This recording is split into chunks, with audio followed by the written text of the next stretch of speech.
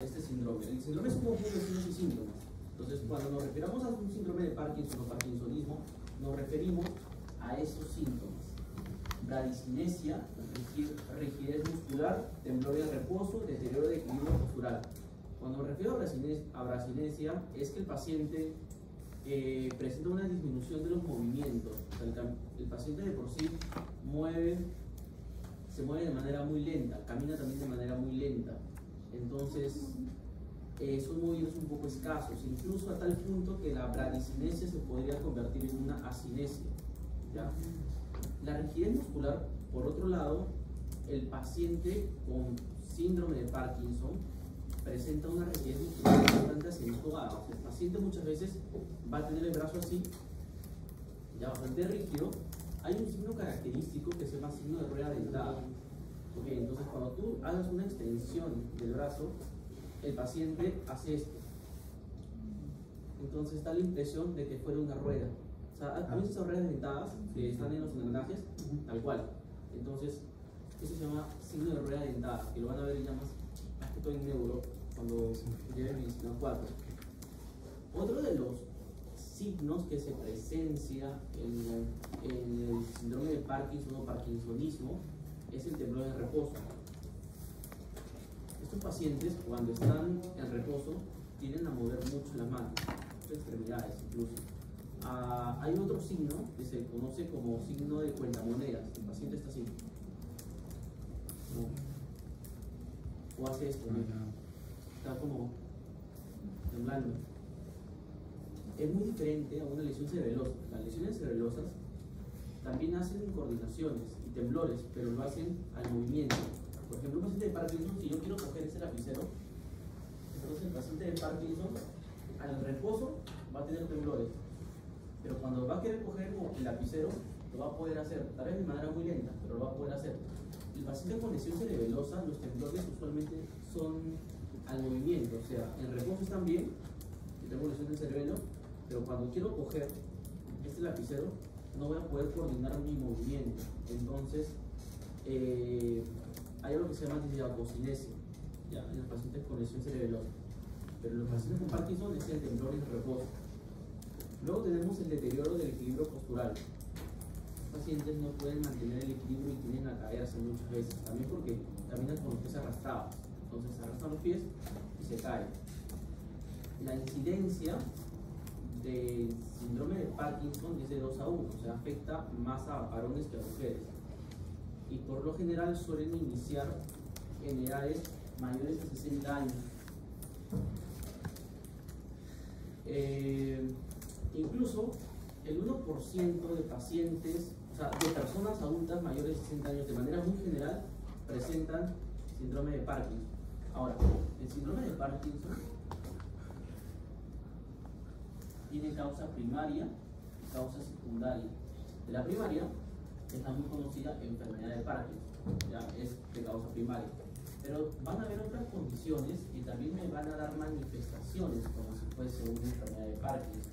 Por ejemplo, enfermedades por depósito de cobre, como la enfermedad de Wilson. Por ejemplo, alteraciones vasculares a nivel del cerebro. Otras enfermedades neurodegenerativas. Por ahí, hipoparatiroidismo. Fármacos. Pacientes que toman fármacos, por ejemplo, antipsicóticos, presentan manifestaciones de un síndrome de Parkinson. Por ejemplo, pacientes que consuman haloperidol, por ejemplo, metoclopramida, que es un antiemético. Estos medicamentos también desarrollan esta sintomatología. ¿Por qué? Porque dentro de su fisiopatología, como tal, de la enfermedad de Parkinson, se debe a que hay una deficiencia o una inactividad de la dopamina, producto de la degradación o de la lesión de neuronas dopaminérgicas. Entonces, las neuronas dopaminérgicas no van a sintetizar como deben dopamina. O muy aparte, que haya medicamentos que inhiban a sus receptores, los receptores de 1 o de 2. Entonces, la dopamina no va a ejercer una acción, porque no va a llegar a su receptor, porque están ocupados. Entonces también los medicamentos también te pueden producir un síndrome de Parkinson como tal, como clínico. ¿Okay? Ahora, la neurona dopaminérgica fisiológicamente inhibe de forma parcial a neuronas colinérgicas.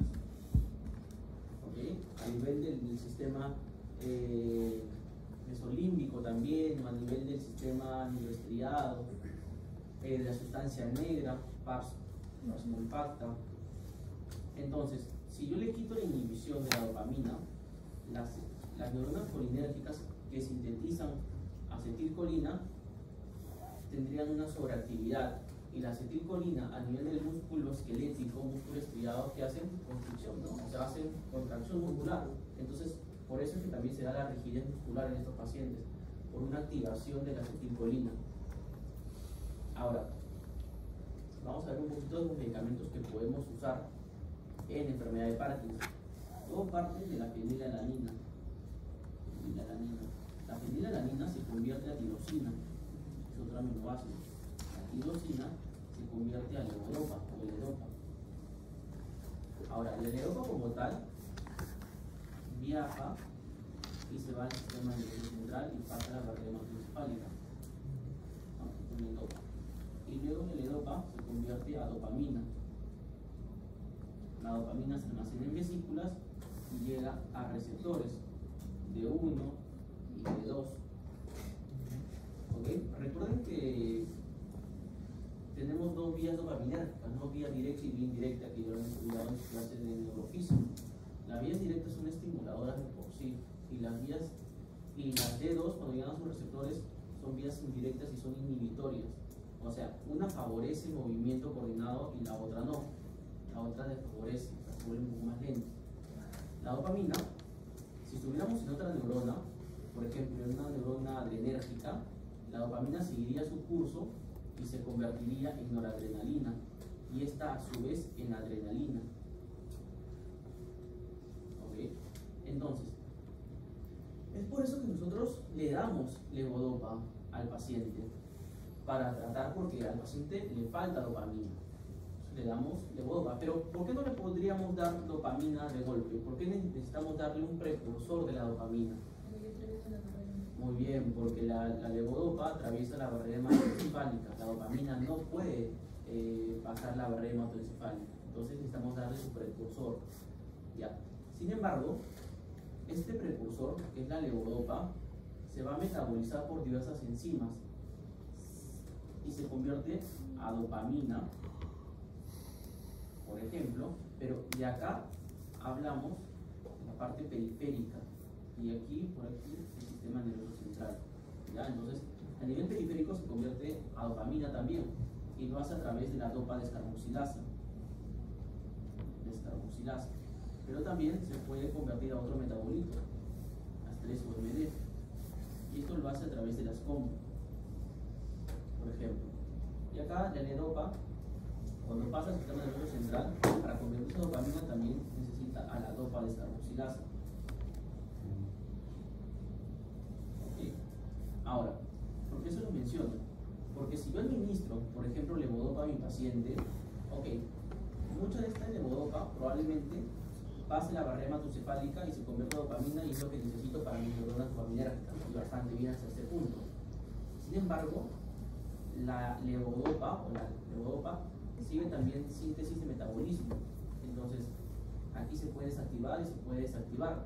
Se pondrá dopamina, y la dopamina no me sirve de nada a nivel periférico, porque había mucho que la dopamina no atraviesa la barrera hematoencefálica, ¿no? Entonces, no me serviría de nada que la levodopa se convierta a nivel periférico a dopamina, y esto lo hace esta enzima. Entonces, me parece lógico bloquear esta enzima para que no haya esta conversión de L-dopa a dopamina. Y esto, por ejemplo, aquí un medicamento que usamos es la carbidopa. Entonces, a nuestros pacientes con enfermedad de Parkinson, nosotros le damos levodopa asociado a carbidopa. ¿Okay? Le damos levodopa con carbidopa. Le damos levodopa, ¿por qué? Para que se convierta a dopamina, porque la levodopa pasa la barrera hematoencefálica, nos ayuda. Y le damos carbidopa, ¿por qué? Para que esta levodopa que le han administrado a nivel periférico a este paciente no se convierta a dopamina a nivel periférico, porque no me serviría de nada. Tenemos otros medicamentos que actúan a nivel de las COMs, también para que no se degrade a este nivel, como la entacapone, por ejemplo, y tolcapone. Ya, más o menos actúan a este nivel. Ahora, la dopamina a nivel del sistema nervioso central se puede degradar debido a las MAO, a las monoaminoxidasas, a DOPA, por ejemplo. Y también la dopamina se convierte en otro metabolito, como las TSMT, también por las COM. Hay medicamentos que son los IMAO que actúan a este nivel,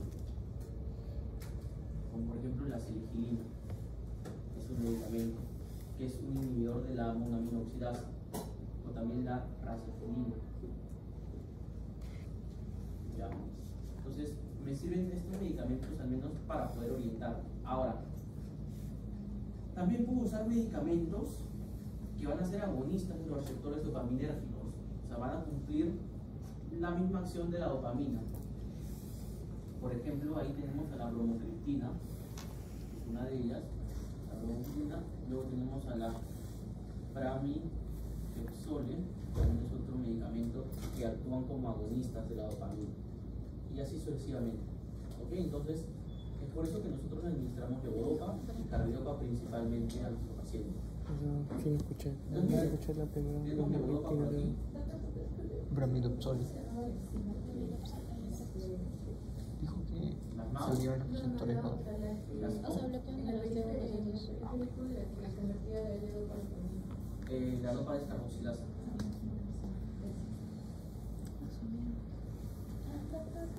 La dopa descarboxilasa es igual al ácido acetilcarboxílico. La dopa, el que dijo ahorita, dopa Descarboxilasa. ajá, es igual al ácido acetilcarboxílico. ¿Al ácido acetilcarboxílico? No. No sé a cuál se refiere con ácido. O sea, es que yo tengo entendido que o sea, la fenilalanina dietética con el pH hepático va a formar la tirosina, y la tirosina por acción de la tirosina hidroxilasa forma la dopa. Después de esta dopa, por acción del ácido acetilcarboxílico recién nos va a dar la dopamina, y esta es la que se va a almacenar en las vesículas para que luego se libere al espacio intestinal. Fácil tiene otra nomenclatura, igual, porque van a cambiar según la bibliografía, pero dopa descarboxilasa es, al menos de manera muy general. Fácil, a veces las enzimas por sí cambian de nombre según la bibliografía, según el libro y todo lo demás. A veces pueden encontrar que van a variar en nombres. Si es que son iguales, si lo ves y los comparas, entonces sí, podrían ser. Entonces, o sea, ambos pasarían de dopa a dopamina, ¿verdad? Del L-dopa a dopamina. L-dopa a dopamina. Si pasan, es la misma enzima, seguramente. Ya, gracias. ¿Ya? Entonces, miren, aquí tenemos la levodopa, que es transportada al sistema nervioso central, ¿ya? Que se convierte a dopamina posteriormente, pero la dopamina no pasa, ¿no? Al sistema nervioso central, solamente actúa en la periferia. Y mira, por ejemplo, aquí los agonistas de la dopamina, como el pramipexol que les decía, o la bromocriptina, que actúan en los receptores de dopamina. Miren, aquí tenemos los inhibidores de la monoaminoxidasa, como la rosacilina, la cefilina, por ejemplo, y los inhibidores de la COM, como el tacapol. Más o menos actúan todos hasta el mismo nivel. Ya miren, por ejemplo, aquí tenemos igual. La dopa pasa a la barrera endocefálica, se convierte a dopamina. La dopamina se debería inhibir por la monoaminoxidasa B, porque es, B es porque es de cerebro, de brain, a DOPAC, y por las COM también. Y mira, la dopamina llega a sus receptores, y aquí hay fármacos que son agonistas de los receptores de dopamina. Pero el L-dopa, miren cómo se metaboliza a nivel de la periferia, y es por eso que usamos carbidopa, que es un inhibidor de la dopa descarboxilasa, y la L-dopa para que pueda entrar al sistema nervioso central. ¿Cómo actúa? Ok, entonces ahora vamos a hablar sobre el Alzheimer. El Alzheimer como tal es una patología neurodegenerativa. Tienen que saber que no existe un tratamiento específico para el Alzheimer. Muchos de los medicamentos destinados, o que les voy a mencionar, van a tratar de disminuir la sintomatología. El síntoma principal de estos pacientes es la pérdida de la memoria. Tienen una amnesia anterógrada principalmente, entonces no se acuerdan de actividades que hicieron hace poco, o sea, están recuerdan lo que hicieron en la mañana, lo que hicieron ayer, y así sucesivamente. Pero ya en casos muy avanzados, tienden a olvidar cosas del pasado de hace años. Pero principalmente lo característico es que olvidan cosas recientes, cosas que han hecho ese mismo día, cosas que han hecho hace algunas horas y todo eso, ¿ya? Dentro de la fisiopatología como tal, se debe a que hay una producción anómala de una proteína que es la beta-amiloide.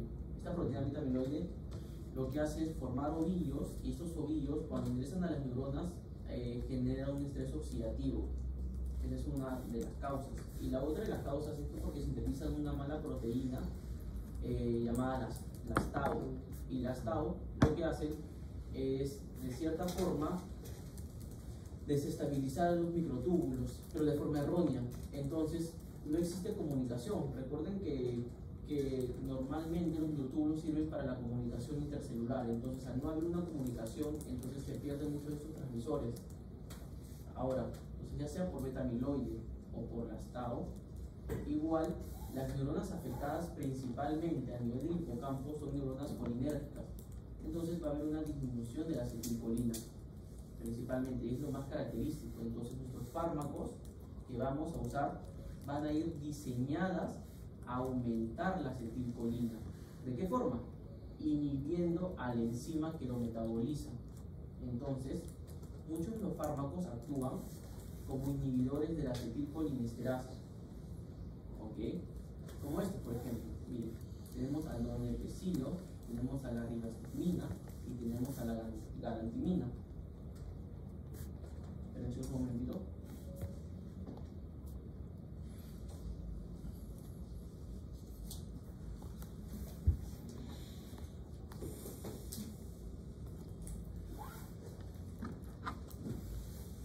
Ya, entonces miren, los tres actúan a nivel de la acetilcolinesterasa.